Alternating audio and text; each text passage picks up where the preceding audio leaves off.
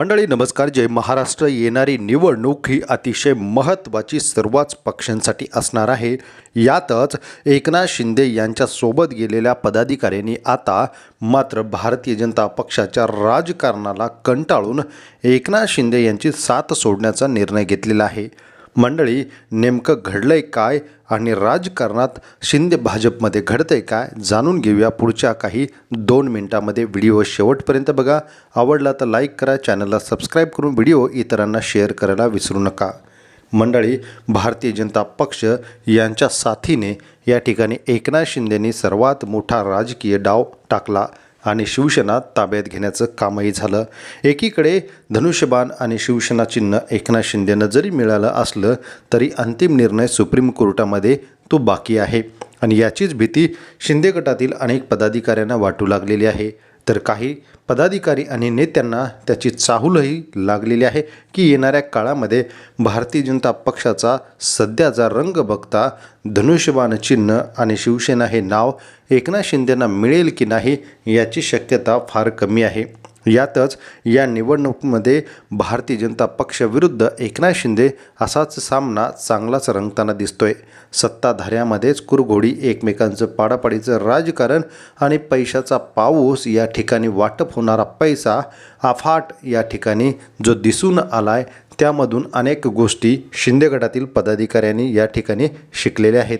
यातूनच एकीकडे मतदानाचा दिवस, येणारी निवडणूक अतिशय महत्त्वाची असताना एकनाथ शिंदे यांच्याच बालेकिल्ल्यामधून एक मोठी बातमी येते.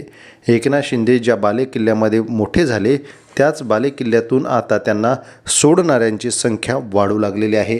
एकनाथ शिंदे जरी सर्वसामान्यांना भेटतात असं वाटत असतील तरी सध्याचं चित्र फार वेगळं आहे. एकनाथ शिंदे हे या ठिकाणी सध्या आपल्या पक्षाच्या कामात बिझी आहेत. मात्र भारतीय जनता पक्षाच्या निर्णयापुढे एकनाथ शिंदे निर्णय घेऊ शकत नाही असं आता पदाधिकाऱ्यांना जाणवू लागलेलं आहे.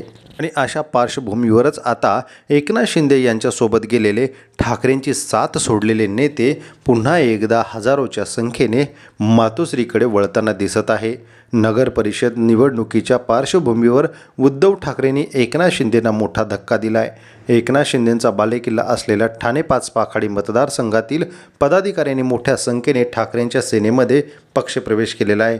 मंडळी एकनाथ शिंदे यांच्या कोपरी 5 पाखाडी मतदारसंघातील शिवसेनेच्या पदाधिकाऱ्यांनी मातोश्रीवर जाऊन ठाकरेच्या सेनेत प्रवेश केला आहे. शिंदे गटामध्ये जाऊन तसं काही फायदा नाही. राष्ट्रवादी त्याचबरोबर एकनाथ शिंदे यांचे पदाधिकारी त्याचबरोबर भाजपचे काही पदाधिकारी यांनी शिवबंधन हातात बांधलेले आहे. निष्ठावंतांना डावलल्यामुळे भारतीय जनता पक्षाचे निष्ठावंत मातोश्रीकडे वळालेले आहेत. उद्धव ठाकरे यांच्या उपस्थितीमध्ये हा पक्षप्रवेश सोहळा पार पडला. यावेळी ठाकरेंनी एकनाथ शिंदेवर टीका केली. काय म्हणाले उद्धव ठाकरे तर गेल्या काही महिन्यापासून जे पक्षप्रवेश सुरू आहेत ते धूळफेक केलेली आहे. कट्टर शिवसैनिक हे परत येताना दिसत आहेत. हवेत प्रदूषण आहे तसे राजकारणात सध्या प्रदूषण झालेले आहे. जे काँग्रेसबरोबर गेले म्हणून ठाकरेंवरती टीका करत होते, आज तेच शिंदे वेगवेगळ्या ठिकाणी सत्तेसाठी काँग्रेससोबत या ठिकाणी गेलेले आहेत. ते चालतं का? हेच तुमचं हिंदुत्व का? ज्या अजित पवारांमुळे निधी मिळत नाही म्हणून टीका करून ठाकरेंची साथ सोडली तेच अजित पवार आज अर्थमंत्री आहेत, हे सुद्धा चालतं का? आता हे कट्टर शिवसैनिकांना आणि सेनेमध्ये गेलेल्या पदाधिकाऱ्याने सत्य काय हे जाणू लागलेलं आहे आणि हे सत्य उघड होत असतानाच आता पुन्हा एकदा आपले ठाकरेच बरे असं म्हणत मातोश्रीची वाट धरणारे ठाण्यातील हा शिवसेनेचा वट आणि ठाण्याचा बालेकिल्ला शिवसेनेने निर्माण केलेला आहे आणि तोच शिवसैनिक पुन्हा एकदा या ठिकाणी येतोय.